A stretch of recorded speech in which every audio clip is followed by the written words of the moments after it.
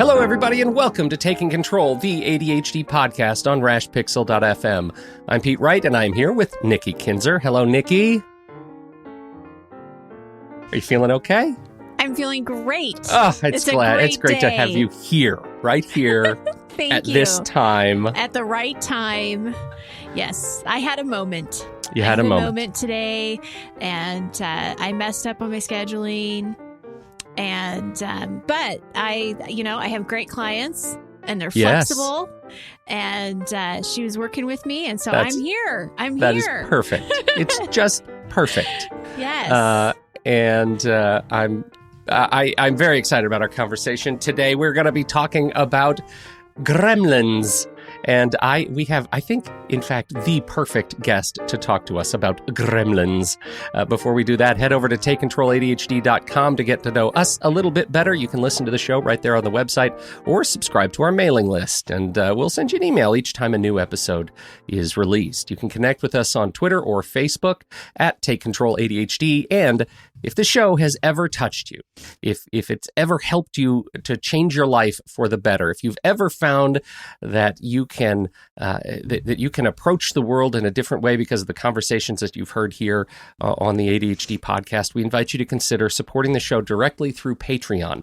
Patreon is listener-supported podcasting. With just a few dollars a month, you can help to guarantee that we continue to grow the show, to add new features, and invest more heavily in our community. Visit patreon.com/the ADHD to learn more. Thanks for your support. Jane Massengill has been coaching adults with ADHD for the past 20 years, helping them to learn to put the brakes on their internal chatter long enough so that they can begin to experience their bright spots instead of focusing on their dark spots. She's the director of the aptly named Gremlin-Taming Institute and speaks to audiences of all kinds on the benefits of learning how to listen to yourself. As a clinical social worker and master certified coach, we are thrilled to have her on the show today to talk about taming our gremlins. Jane, welcome to the ADHD podcast. Good morning. Good morning. Thank you for having me. I'm excited to be here. Thank you. Now, Jane, you are a wonderful person for joining us here. You and I have never met in person, but we have had technical conversations this morning. But you and Nikki, you guys, did you just meet at the conference? Is that how you came across one another? Years ago, we met each other at the last 2017 ADHD conference. At least that was my first recollection. Yes, yeah. And I actually took one of the sessions that she led prior to that, but I didn't actually go and introduce myself. I was shy, but I did buy the book. After her session, I did buy the book, Taming Your Gremlins. And then I think I actually, at that point in 2017, introduced myself. I came up, I did one of her sessions again and introduced myself. And that's when we met. And then we saw each other at this last chat conference and had a great conversation. I was like, I want you on the show. Well, yeah, we should say, if you guys have known each other for that long, then it's about time. Yeah. It's about time. It's about That's time. Right. And her message is perfect. It's so right on and so important for our listeners to hear. So outstanding. Well, let's talk about that. Nikki, how did this hit you? How did this conversation hit your calendar? Well, in particular, I would say that it's the exercises, Jane, that you did in the different sessions that we had, and so her sessions are very audience, they participate, right? So you practice what she's teaching, and it's a lot about mindfulness and really paying attention to what's around you. And one of the things that I specifically remember in the session in 2017 is you had us look around the room. You just had to take a second to look around the room and notice stuff. And I remember noticing a telephone on the wall and how weird that was. There was a phone on the wall. But, you wouldn't have noticed that unless you were really taking the time to really pay attention. And she talks, and she will today talk a lot about that internal dialogue that we have with ourselves. And as we know, so many ADDers have negative internal dialogues. They really beat themselves up. And so if we can shed some light to make that be different and look more positive, then, I think that's a really good thing to do. Well, and as somebody who trucks with ADHD myself, this is an element of constant practice, right? I mean, it's something that you just have to constantly be with. And sometimes, I find that the noise in my head, the chatter in my head is so loud, I don't even know that it's negative. Right. I couldn't even tell you if there was an emotional component to it, knowing that it is. It's just invisible. It's just like busy. And that can be, that can certainly hurt my worldview. So I'm thrilled that you are here, Jane, to lead us through some of these things. Where would you like to start? First of all, thanks so much for having me. I'm excited to be here, excited to be sharing some stories and information with you guys. It's so true, Pete, what you just said is sometimes that inner conversation, that dialogue is so insidious that we don't even know that it's there. Yeah. And I think what excites me so much is really learning some solid techniques and having some solid tools to practice myself and to be able to share with other people, so that you can do something about when that first of all, even notice that conversation is showing up in the first place. It's interesting. I've been doing some work recently and just trying to get some clarity. First of all, I have ADHD, and so do those of us that have ADHD, do we really have this voice more than other people do? Or is it just something that everybody has, and we just happen to be I just happen to be talking about it, or we just happen to be talking about it and that's noticing fascinating. it. Yeah. And so I started getting really curious, and I went back and started thinking about my past career. So I've actually been I've been curious about for truly most of my life. I've just been curious about why do some people struggle and other people don't? Because we've all been given this amazing gift of this life. We've all equally been given this life, and yet there are some people that have certain biological issues that struggle more with those issues, and other people who completely succeed despite their biology. That just kind of fascinates me. It got me pretty curious. Why do some people with ADHD struggle with a lot of their daily challenges? And other people started researching a lot of famous people with ADHD. Why do people like Jim Carrey, Michael Phelps, how do they push through their challenges? They've both come out with speaking openly about having ADHD, as well as many others. But what makes them different? And how can we learn from that? And I propose that it has something to do with what you say to yourself and the words that you use and these inner conversations that are going on inside of us. That is fascinating. I just have to step back because of you bring up two names that are close to me culturally, right? Jim Carrey and Michael Phelps. Based on their own performance, I look at them as very serious and sort of cognitively adept people, cognitively aware. When you look at Michael Phelps and he's got the headphones on and he's planning, I mean, he is in his zone, and that is a zone in which I think many ADHDers don't often find themselves. Yeah, or maybe don't even know how to get there. Yeah, sometimes. Right. Yeah, and I would also propose that it's because we've tattooed ourselves, we've conditioned ourselves to believe that maybe it's not even our gig, maybe it's not even possible, maybe we can't because we have ADHD, so. I want to challenge that, actually, because there's no doubt in my mind. I've had so many experiences of watching people who've struggled with and without ADHD, and some thrive and some don't. In my days as a social worker, I first started I have an undergraduate and a graduate degree in social work, and when I first started I spent the first 7 years of my career in hospitals, and a lot of people had really varied circumstances going on then.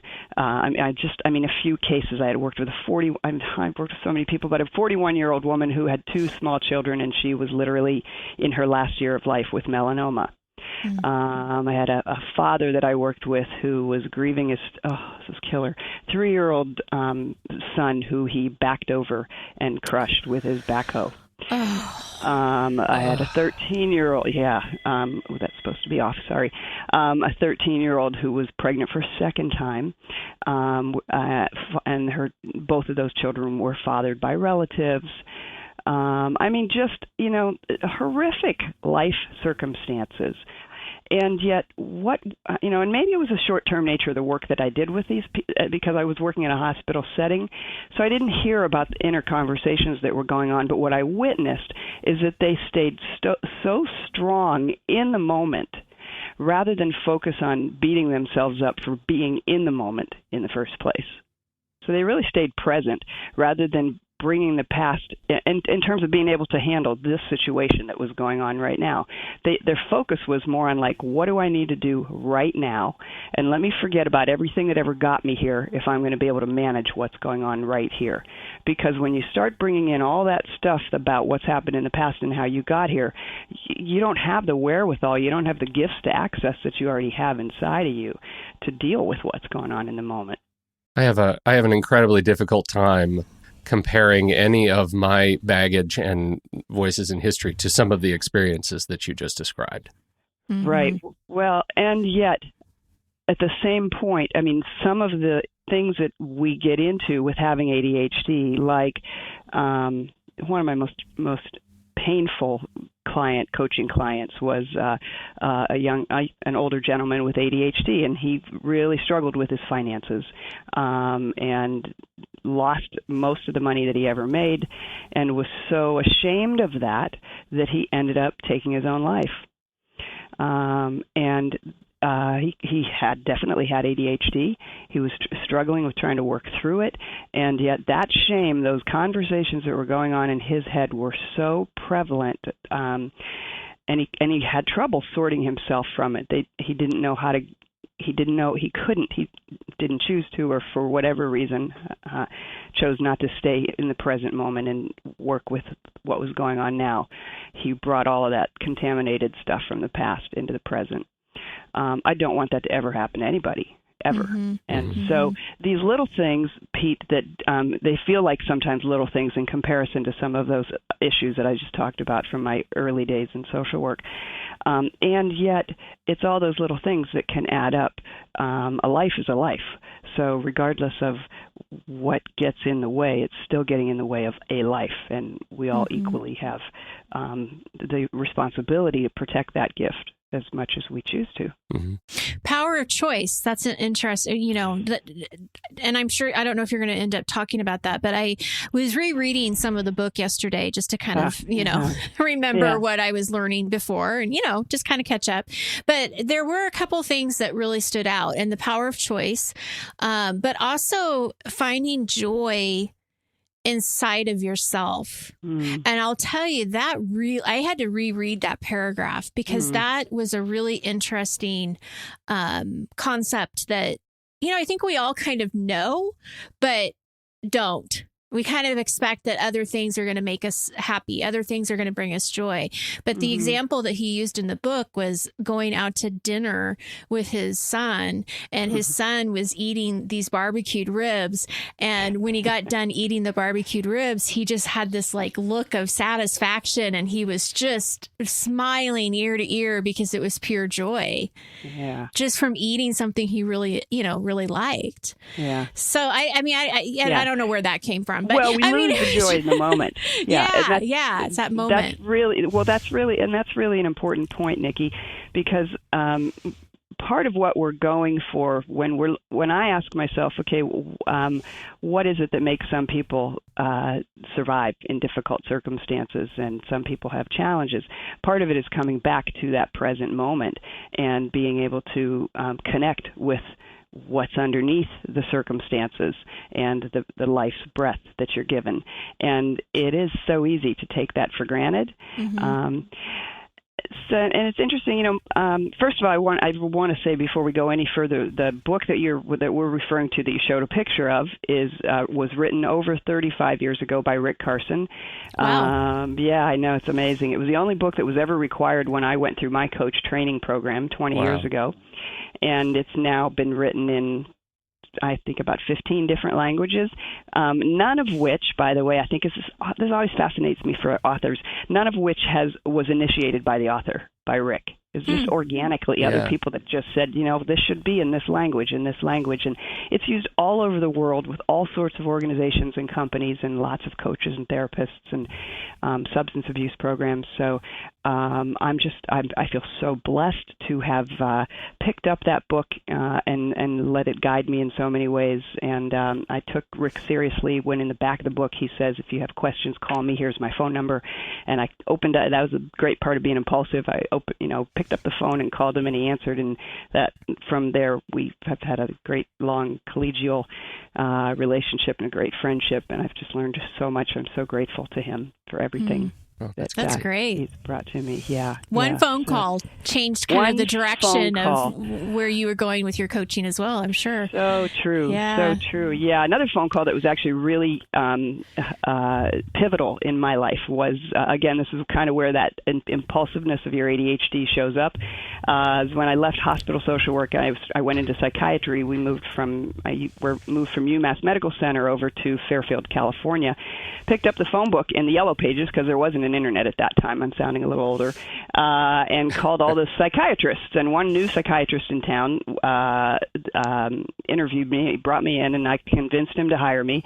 And turns out that it was Daniel Amen. I don't know if you guys may know Daniel Amen. So we started working together, and it was through his.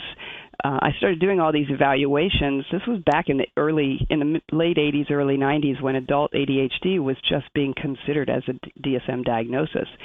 And it was also at the time when he shortly thereafter, started doing all these brain images. And he asked the whole staff to come in if they wanted to. Come on in, I'll give you brain. I need some brains, is what he said. I need some normal brains, is what he said. So I thought, I don't know if you're going to get normal, but I want to see what my brain looks like. So I went in, and we both looked at my scan together, and he went, I kind of didn't expect this from you. And I said, well, tell me about this. He says, well, your prefrontal cortex isn't working quite like everybody, like the typical brain that I was expecting, because you look like you have it pretty together most of the time. And to me, it was like a light bulb went off, because I was doing all these evaluations for adults with ADHD thinking, come on, everybody's got this, I guess it sounded so much like me. So I made that assumption, of course, that everybody had it. But when I saw my scan results, it really made sense that, and the scan, I want to make it clear, the scan doesn't diagnose you, but it's the whole picture together. And at home, what Dan Amen didn't see is that I had lots of projects that were started and unfinished, and my desk was a shambles, and I just didn't have a whole lot of patience with my kids. So I was really blessed to have connected with him, worked with him for a dozen years, and got into coaching actually during the time I was also working with him. So I have a question for you, because I want to circle back to when you were talking about being curious. Is it different? Is the internal dialogue different with ADDers versus somebody without ADHD? What did you find out? I think so. Well, here's what I found out is I think so, because we're being told our whole lives, sit down, shut up, don't move, sit still. Sit still, clean up your messes, stop interrupting from very early ages. So every experience we have in our life, we create some ideas about who we are based on those experiences. Mm-hmm. And that's true for everybody. And what's also true is that when you don't fit into the same box, especially in our school system, the way our school system's set up, you don't fit in the same box that everybody else does. So you're going to get, for the most part, and you're going to get way more messages than the average child might receive. Mm-hmm. Again, diagnosed or not, it doesn't matter.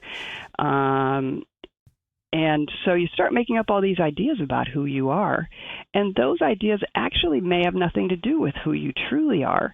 So all of a sudden this line becomes sort of blurry between who am I and who am I really, and what are these what are people saying about me? And so we start taking on that internal dialogue.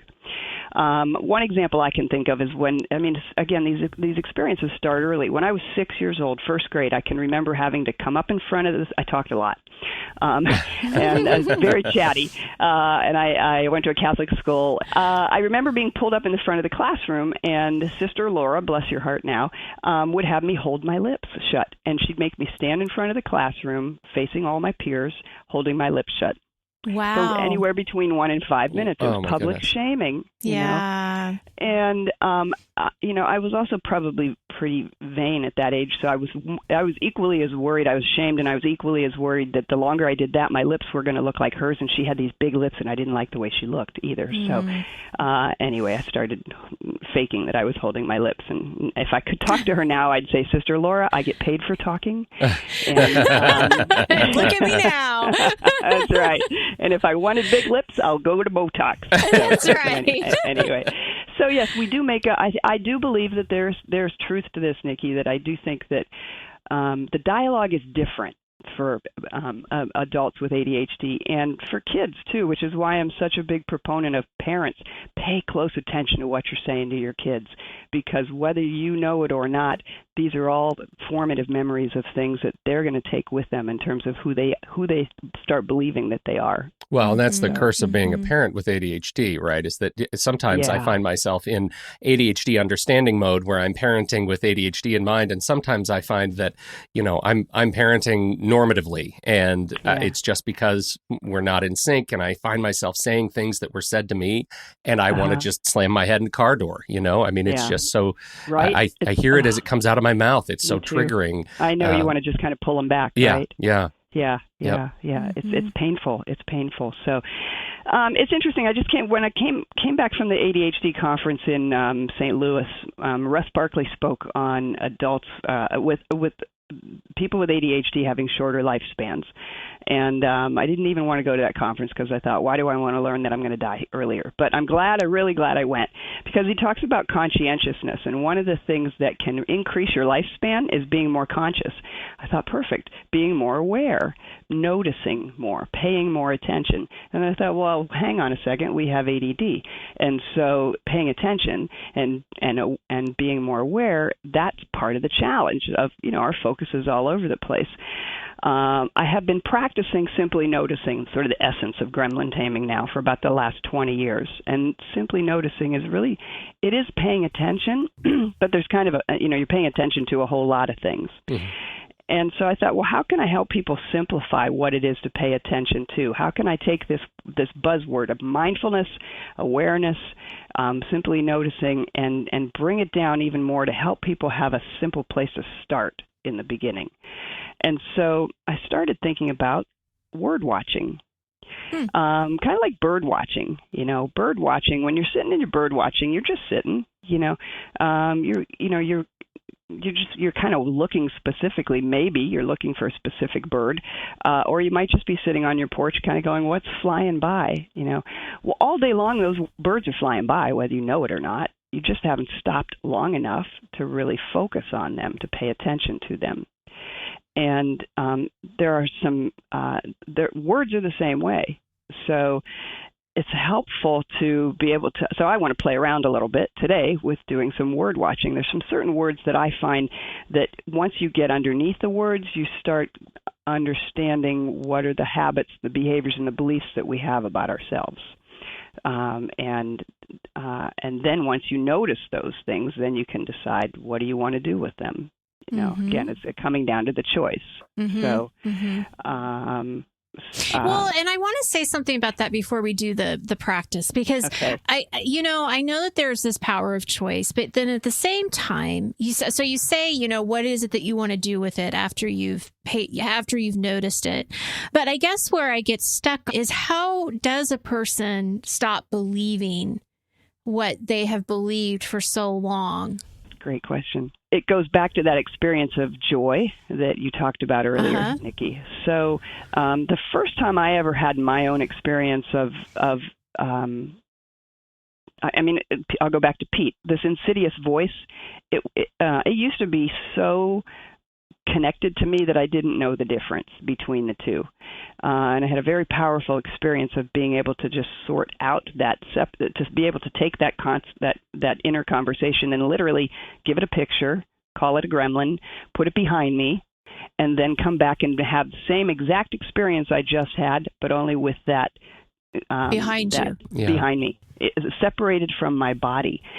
And I have goosebumps. So you can't do that without the awareness, because you have to be able to know it's there and separate it. Right. Okay.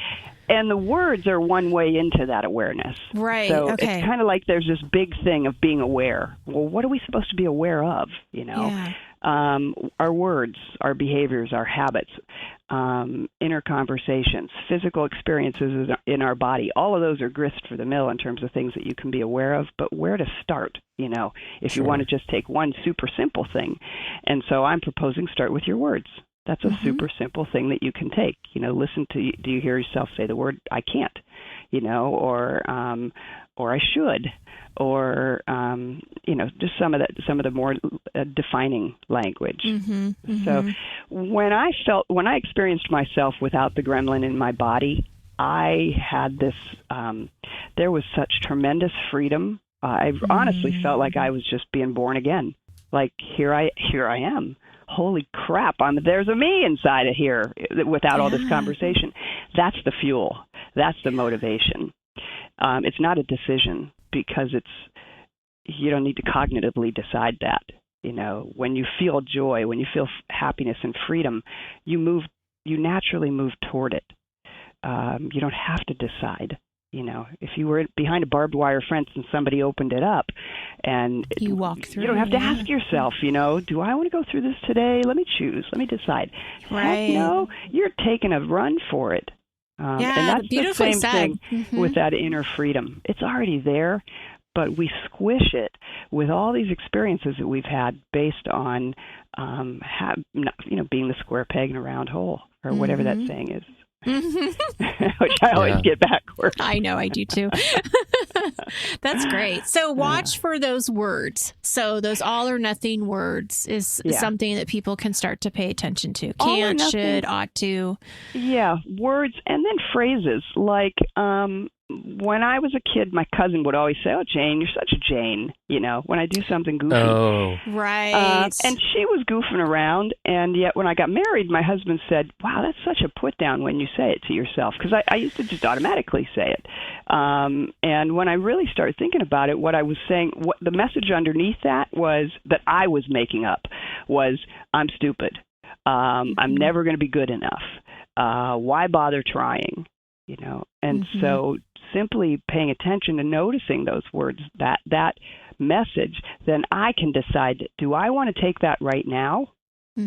Or do I want to put those words behind me, or put them aside, or just choose to not interact with them? It's incredibly powerful. It really is. And I think I've already shared this story on the podcast, so forgive me, listeners, if you're listening to it again. But I think it's important. My daughter was going to a gymnastics meet, and she was in the car, and she was talking about how she was nervous. She said, "I'm really nervous about this."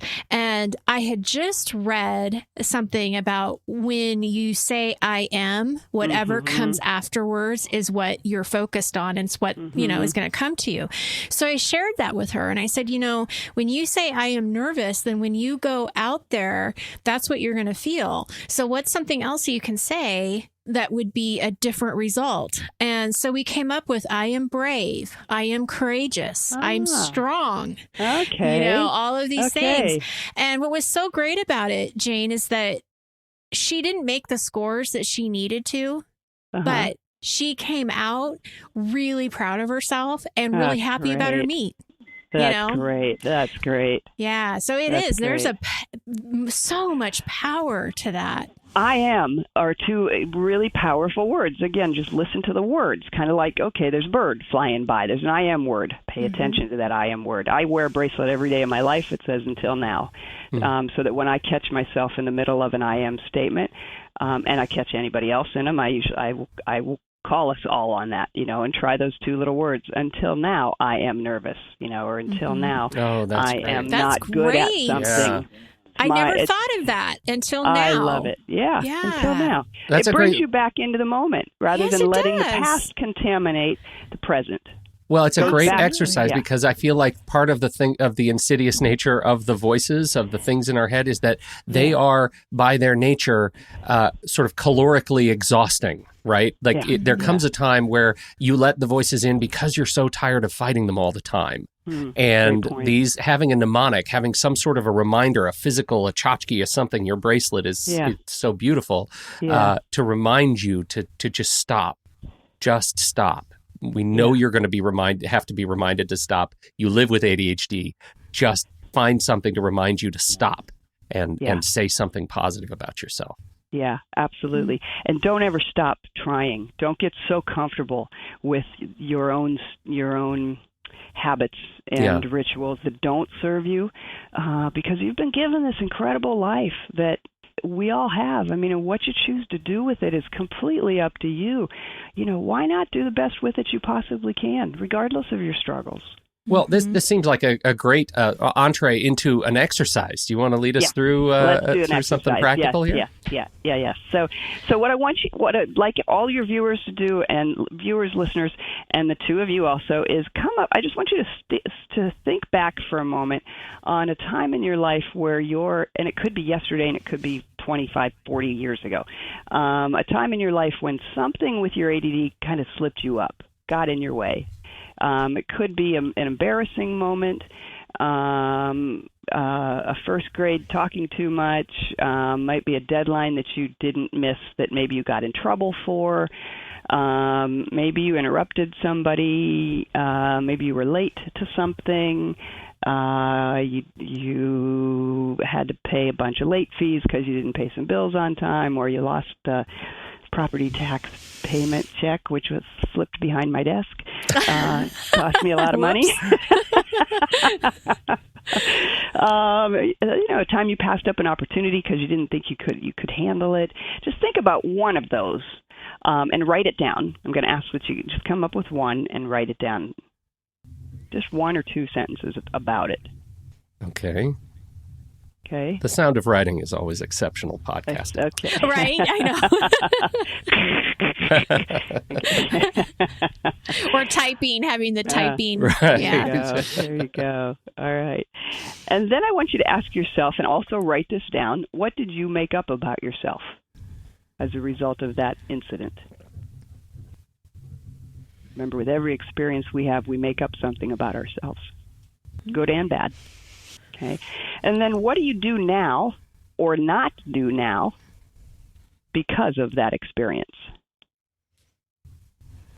Either a behavior or a belief or habit. And then I want you to go back through what you just wrote and underline or circle any words that you can watch for that are going to clue you into either your choice to follow through with a behavior or pattern that doesn't fit you, or to watch or to change that. So just look for any clues for words that you would say that when you circle those words, underline those words, that you can just watch for in your word watching process to help you become more aware of whether or not what you've made up about yourself works for you in this moment. Can you clarify that a little bit? Can you give me an example of the kinds of words I'm going to be looking for? Yes. So things like, I'll go back to my situation with Sister Laura. So when she had me hold my lips shut, what I made up about myself is nobody wants to hear what I have to say. So I need to be quiet. I spent many years being second fiddle, I would say, or being just really afraid to stand up and talk in front of people, or always feeling like what I had to say wasn't good enough, because I took that also from You're Such a Jane. So the words that I pay attention to there are not good enough. Or talking, my voice, you talk too much, I don't have a voice. They may or may not show up specifically in what you physically wrote. They might be underneath that a little bit. Okay. Yep. So I pay close attention to my voice when I hear in my own mind saying I don't have anything to say. Sometimes that is so subtle that I turn down opportunities because I think I'm not the one to talk about this. So do we share? Yes, please share. What'd you come up with? Yes, Nikki, go ahead. I can see your eager beaver over there. I know, okay. Well, it's really interesting because when you asked the question, I know exactly what popped in my mind first. Okay. I was in college, and I don't even remember the class or the professor. All I remember is him telling me that I needed to go to the writing center because my paper wasn't good enough. So it wasn't, formed correctly, or I don't know, but he told me to go to the writing center. Okay. And so with that, it has always stuck with me that I'm not a very good writer. Okay. And when I do have to write, I get stuck a lot. Okay. Like it always takes me a while to like get started because I don't, I wonder if this is going to be good enough. Okay. And then Pete, you know this. I almost always ask you to take whatever I've written and fluff it up, is what I call it. Put a spin on it, edit it. I always ask somebody to edit my stuff. Okay. For the most part, blog posts, not always, but you know what I mean? So it's like, I always kind of think there's this little voice that I'm not a great writer. And then I think in my career, I decided to write less. I do less blogging and do more of have more of a focus on podcasting. Because of that. Because of that old belief. I think it is, in a sense that, I can't necessarily say, it's because it's that professor said that to me, but I think it is that underlying belief that I don't write very well. I'm not going to get my point across. The conversation's not going to go where I want it to go. Yeah. Yeah. Okay. Yeah. Okay. So the things for you to watch for in terms of language are what? Well, I think it's definitely saying that I'm not a good writer. Okay. Right? Because really, I could be a great writer. Yeah. Say that again. Know. Yeah, I could be a great writer, right? Yeah. And I think one of the words that I saw was feeling stuck. I don't have to feel stuck. I should be able to just start writing. Pete, you said this before for other writers. Just write. Doesn't matter what it is. Just start writing. Yeah. And I've thought about that sometimes when I do blog posts, is just start putting the ideas, on the paper and have it form. But I think getting stuck and that I am a good writer are the things that I have to pay attention to. Great. And I guess I want to say one quick thing about that too. You might choose to, you might have a preference actually to speak and to do blogs versus to write. Yeah. That might be a choice that you've decided you want to follow that path instead of writing. Mm-hmm. And that's okay. And at some point, should somebody come along and say, hey, this is a person I know you respect highly, and we need a 2-paragraph something written about this person. Would you be willing to do that? You don't want to ever box yourself in and with a belief that says you can't do something in this very moment that you want to or you need to. Yeah, that's a good point. But if somebody came and asked me to write a book, I'd say no. Because you don't want to, or because you think you can't? I did it, and I hated it. It was so hard. So for people who are authors, I have so much respect for you, because writing a book is so hard. It is really hard. And I know that's a total limiting belief. Yes, it's another concept. Yeah. It is a concept. And I probably need to work through that. So maybe I shouldn't say that if somebody wants me to write a book, I would say no. Episode, yeah. Right. Yeah. So I'm kind of working this out right now as we speak. I have lots of issues around writing. I should probably go to therapy and talk about it some more. Until now. Until now, yeah. Oh, you opened up a can of worms.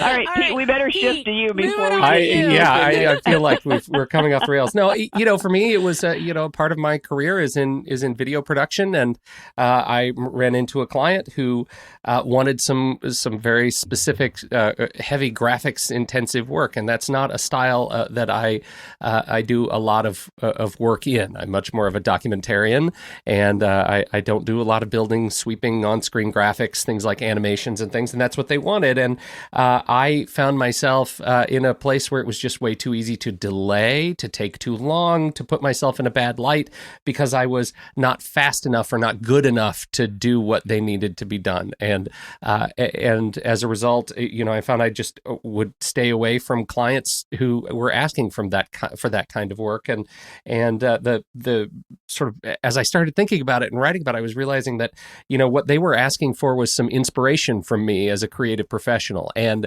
what I was delivering was uninspired. And that's the word that okay. sort of stuck for me. And I found that's a hard thing.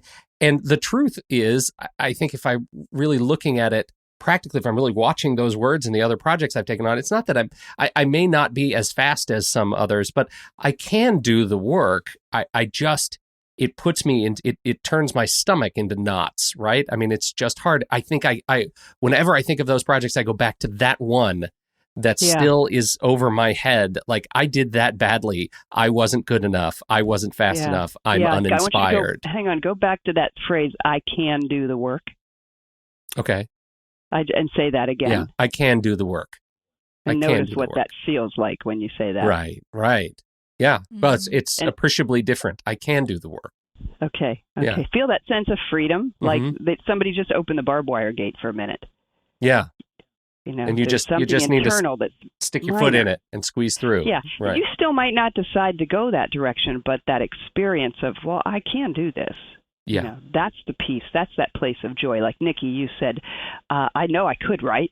I know I can. Yeah. It's the same thing. You could see it in you when you said it. It was like this bang, that shift of something. Again, you might not choose to necessarily follow through with action that your decision is not necessarily relevant. It's that experience of peace that we're all after on the inside, that sense of freedom. Like, to not tattoo yourself with ideas about who you are is incredibly freeing. Well, it is. It feels like this is what, just writing it down and seeing the words, it's like a retroactive kind of continuity, right? I'm trying to change my experience of history a little bit so that I can experience in a more sort of productive kind of fashion. Great. Really well said.